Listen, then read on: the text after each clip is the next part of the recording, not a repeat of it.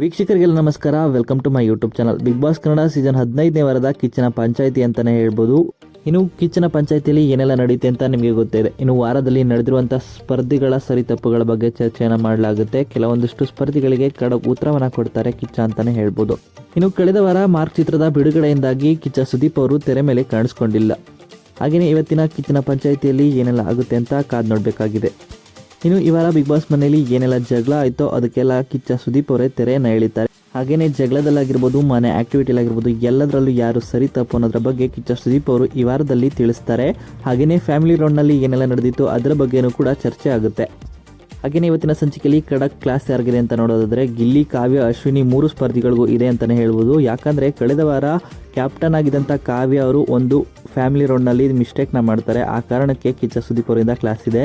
ಇನ್ನು ಈ ವಾರ ಕ್ಯಾಪ್ಟನ್ ಆಗಿರುವಂಥ ಗಿಲ್ಲಿ ಮತ್ತು ಅಶ್ವಿನಿ ನಡುವೆ ಜೋರಾದ ಜಗಳವೇ ಆಗಿದೆ. ಹಾಗಾಗಿ ಅಶ್ವಿನಿ ಮತ್ತು ಗಿಲ್ಲಿಗೆ ಒಂದು ಕ್ಲಾಸ್ ಇದ್ದೇ ಇದೆ. ಹಾಗೆಯೇ ಮುಂದಿನ ವಾರಕ್ಕೆ ಕೊನೆಯ ಕ್ಯಾಪ್ಟನ್ ಆಗಿ ಧನುಷ್ ಅವರು ಆಯ್ಕೆಯಾಗಿದ್ದರೆ ಉತ್ತಮವನ್ನು ಪಡ್ಕೊಂಡಿದ್ದಾರೆ ಧನುಷ್ ಹಾಗೂ ರಕ್ಷಿತಾ ಅಂತಲೇ ಹೇಳ್ಬೋದು.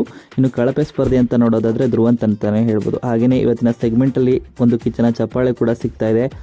ಹೌದು, ಕಿಚ್ಚನ ಚಪ್ಪಾಳೆ ಯಾವ ಸ್ಪರ್ಧೆಗೆ ಸಿಗ್ತಾ ಇದೆ ಅಂತ ನೋಡೋದಾದರೆ ರಕ್ಷಿತಾ ಶೆಟ್ಟಿ ಅವರಿಗೆ ಬಿಗ್ ಬಾಸ್ ಮನೆಯ ಈ ವಾರದ ಕಿಚ್ಚನ ಚಪ್ಪಾಳೆ ಸಿಗ್ತಾ ಇದೆ ಅಂತಲೇ ಹೇಳ್ಬೋದು.